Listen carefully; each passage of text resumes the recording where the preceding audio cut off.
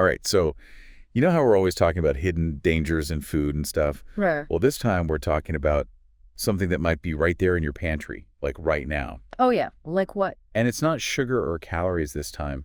It's about fat, Hmm. Fat, huh? Okay, well, we know some fats are good for you, right? right? Like the ones in olive oil and avocados. Yeah. But there's this other kind of fat called trans fat. Oh, trans fat, yeah. That's the one we need to watch out for, right? Exactly. It's like the sneaky one. It hides out and can cause some real problems. So what is trans fat exactly? Well, you see, it's made through this process they call hydrogenation. Hydrogenation. What's that? Yeah, it's where they take liquid oils and turn them into solid fats. Oh, okay. So Oh. they're kind of changing the structure of the oil. Yeah, exactly.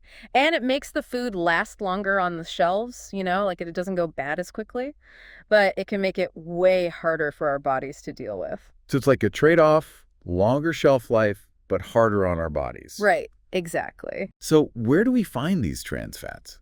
What kinds of foods? Well, think about all those tempting things, crispy fried foods, all those yummy baked goods, the easy snack foods. Oh, so the good stuff. Yeah, basically. Those are usually the ones that are hiding trans fats. Okay, so how do I know if something has trans fat in it?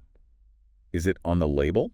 Well, sometimes it's tricky. You might see a label that says 0 grams of trans fat, but it might still have a little bit. Really? Even if it says 0? Yeah, that's why it's important to check the ingredients list, too. Ah, okay. So I need to do some detective work. Exactly. What you want to look for is partially hydrogenated oil. Partially hydrogenated oil. Got it.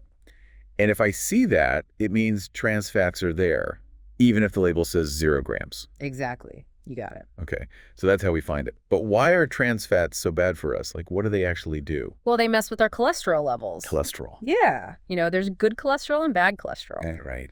Trans fats, they raise the bad cholesterol and lower the good kind.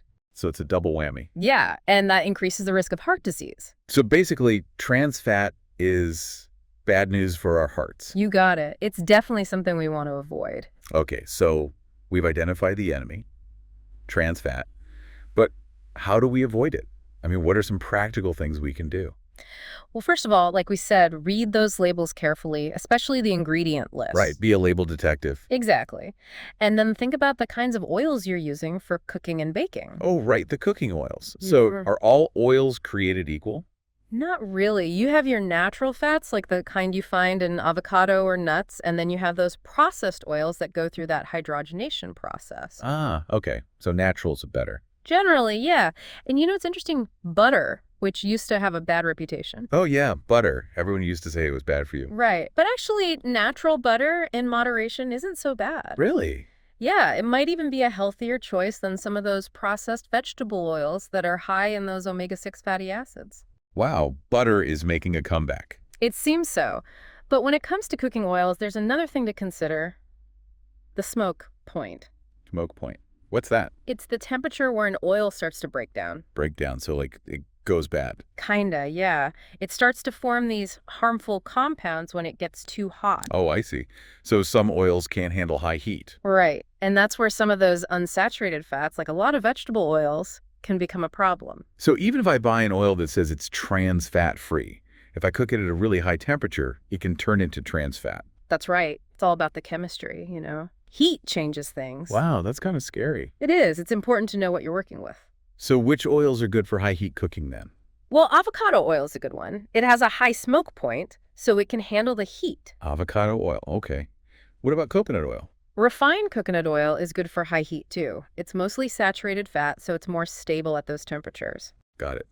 So avocado and coconut oil are good for when I'm doing things like stir frying or roasting. Yeah, exactly. Okay, what about olive oil? Everyone always talks about how healthy olive oil is. Olive oil is great. It's full of those heart-healthy monounsaturated fats, but it has a lower smoke point, so it's better for things like sautéing or baking or just drizzling on top of things after you've cooked them. Okay, so different oils for different uses. Right. And don't forget about nut oils like walnut oil or almond oil. Oh yeah, those have such a nice flavor. They do. They add a nice richness to salads and things. So we've got avocado oil, coconut oil, olive oil, nut oils.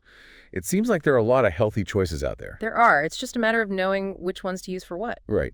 So to recap, natural butter isn't as bad as we thought. Avocado and coconut oil are good for high heat. Olive oil is an all-around good choice. And nut oils are great for adding flavor. You got it. Okay, I think I'm getting the hang of this.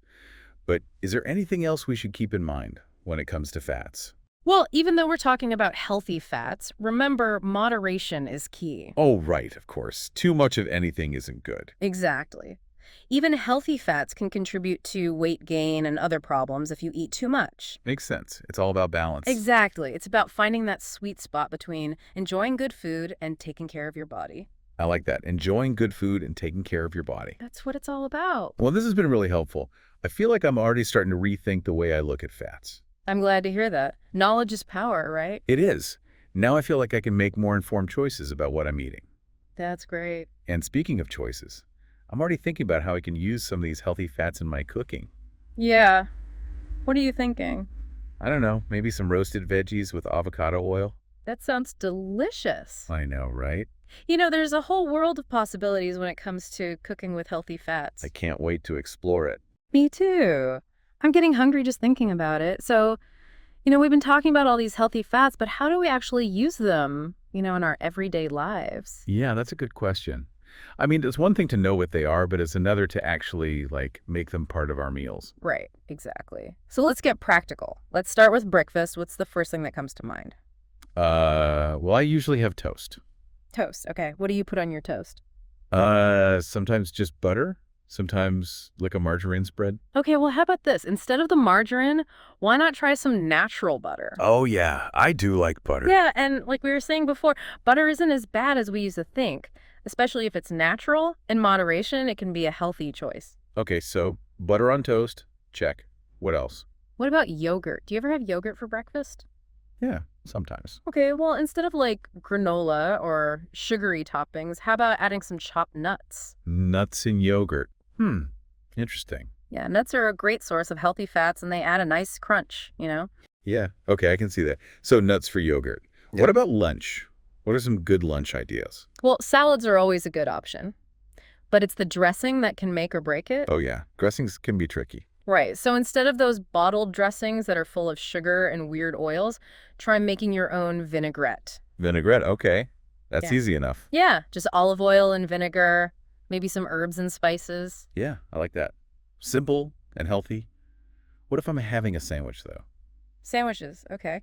Well, if you're using mayonnaise, try to find one that's made with avocado oil or olive oil instead of soybean oil or canola. Okay, so checking the mayonnaise label, too. Got it. All right, so we've got breakfast and lunch covered.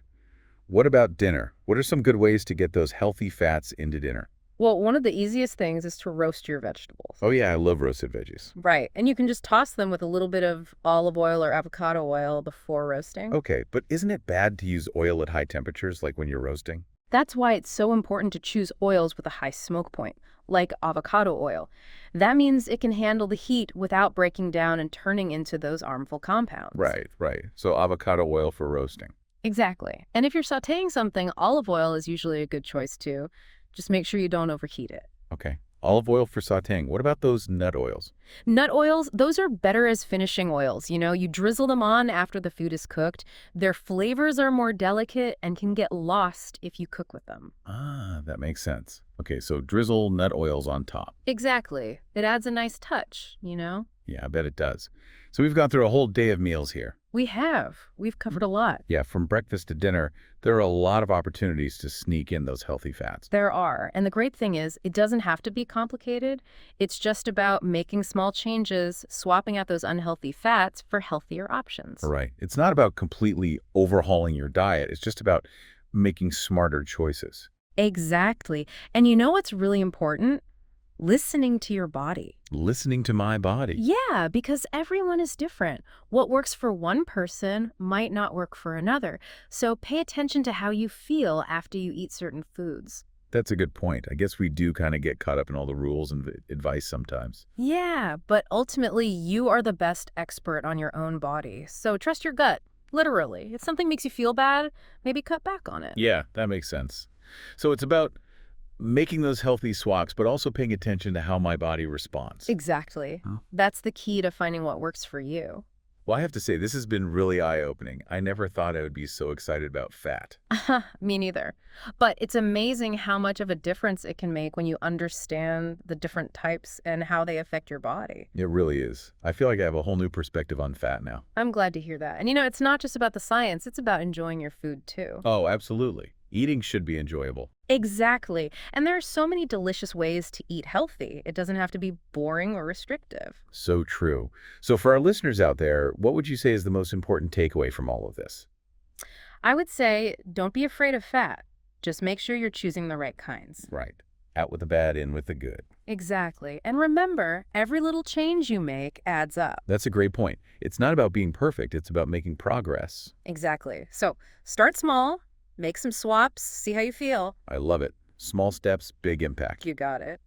Well, this has been such an informative conversation. Thank you so much for sharing your knowledge with us. My pleasure. I'm always happy to talk about healthy fats. And I'm sure our listeners are feeling inspired to go out and make some healthy changes in their own kitchens. I hope so. It's all about empowering ourselves to make choices that support our health and well-being. And speaking of empowerment, let's talk about what we can do when we're not in our own kitchens, like when we're eating out or on the go. What are some tips for navigating those situations? Good question. Eating out or grabbing something quick doesn't mean you have to abandon your healthy choices. Yeah, those are good points. So we've covered a lot about what to avoid and what to choose, but are there any other sources of these good fats that we haven't mentioned yet? Definitely. We talked about avocado oil, olive oil, nuts, butter, all that. But don't forget about fatty fish. Oh, yeah. Fish. Right. I know that's supposed to be good for your brain. Exactly. Fish like salmon, mackerel, sardines, Sardines on it. all those are really high in those omega-3 fatty acids. Omega-3s, those are the essential fats, right? The ones our body can't make on its own. You got it. They're crucial for brain function, your heart, even helping with inflammation. So we got to get those omega-3s somehow. But what if you don't like fish? Are there any plant-based options? There are, yeah. Flax seeds, chia seeds, walnuts, those all have some plant-based omega-3s. You can put those in yogurt, smoothies, even baking. Good to know. I've heard a lot about flax seeds lately. So while we're talking about all these different fats, I've been thinking about saturated fat. Oh, yeah, saturated fat. It used to have such a bad rap, but I've heard different things recently. Yeah, it's definitely been a topic of debate for a while. For years, it was like public enemy #1 for heart health. So what's the deal now? Is it still the big bad wolf? Well, the science is evolving. It's not as simple as good or bad anymore. Some studies are showing that swapping saturated fat for refined carbs, like white bread and sugary drinks, might not actually be better for your heart. Interesting. So it's not just about cutting out saturated fat, but also about what you're replacing it with. Exactly. Got to look the big picture, the whole diet. So what's the bottom line on saturated fat then? Should we avoid it, or is there some wiggle room? Like most things in nutrition, it's about moderation. Stick to the healthy fats, those olive oils, avocados, nuts, fish. And if you do have some saturated fat, keep it moderate as part of a balanced diet. Lots of fruits, veggies, whole grains, you know the drill. Balance. Got it. I can do that. It's all about making choices that fit your needs. Exactly. And remember, healthy eating shouldn't be a punishment. It should be about enjoying good food that makes you feel good. Totally agree. It's about finding that happy medium, enjoying what you eat while being mindful of what your body needs. Exactly. We've talked a lot about the sciencey stuff, but I'm curious about the practical side. Any tips for making good choices when you're eating out, or just need a quick meal? Great questions. When you're eating out, don't be afraid to ask about how things are prepared. Most places are happy to tweak things. Ask for grilled or baked instead of fried. Ask for substitutions, like swap fries for a salad. You have the power. That's true. We do have the power to ask. And sometimes you just need something fast. Any tips for those moments? Having go-to snacks is key. Keep some nuts, seeds, or fruit handy. And if you have a few minutes, a quick smoothie with yogurt, fruit, and a scoop of nut butter can be a lifesaver. Love that.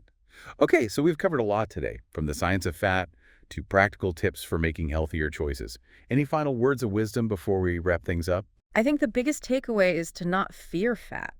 Just be smart about it. Choose wisely, right? Exactly. And remember, even small changes can have a big impact over time. So true. You don't have to overhaul your whole life overnight. Start small, make a few swaps, see how you feel. You got it.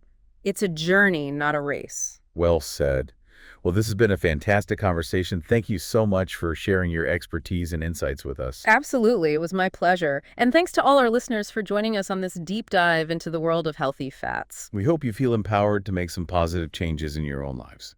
Remember, knowledge is power, and you now have the knowledge to make informed choices about the foods you eat. So go out there and make those healthy swaps, experiment with those delicious healthy fasts, and most importantly, enjoy the journey to a healthier you. And until next time, keep exploring and keep nourishing your body with the good stuff. That's it for today's episode. We'll see you next time for another insightful conversation.